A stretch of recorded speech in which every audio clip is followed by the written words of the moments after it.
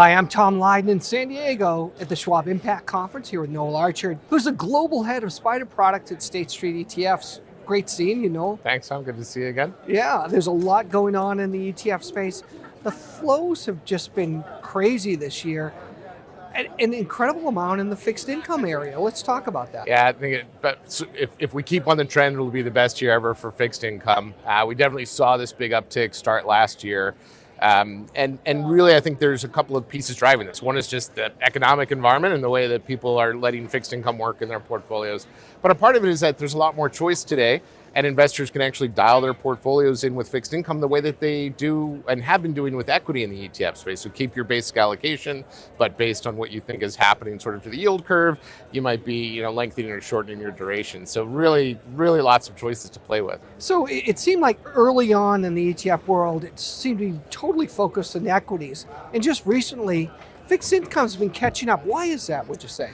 Yeah, I think when you think about even bringing these things to market, there's a couple of they're easier to build. Equity is easier to build than fixed income, and you had to sort of cut your teeth on building these structures up that way.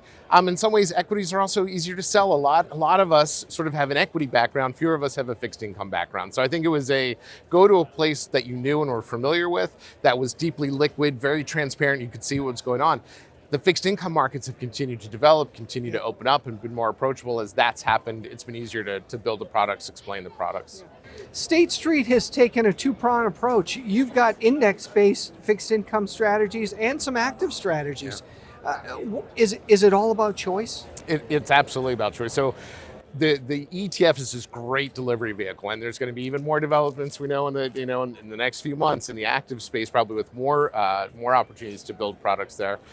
But it's a delivery vehicle. And so clients, when they sit down, in some cases they want beta exposure, in some cases they want alpha, in some cases they want, maybe the guardrails of a smart beta type product. So when we look at our lineup, we're trying to take that client view and say, how are they building portfolios? What exposures do they need based on what their views might be on the market? Absolutely. So again, going forward, when you look at 2020, what more do you think we can expect in fixed income ETFs? I think you're going to see more active coming to market because, as we said, there's now some structures coming into play, some variations on the ETF theme that I think is attractive to some of the fixed income managers to maybe bring their products to market. I think we're going to see, there's been a general trend, a lot of thinking going on in the ESG front. And again, a lot of that has been more on the equity side, but a lot of folks are focusing on the fact that it should have, makes as much sense in your fixed income portfolio as it does in your equity portfolio, especially if you're taking it from a risk perspective. This is just another risk that you want to quantify and maybe own or not own over a long market cycle. And so fixed income, I think ESG is another area that I know that we're personally interested in. I think the market's going to be doing a lot of work on. Great. Well, Noel, as always, great seeing you. Thanks for coming by. Thanks so much, Tom.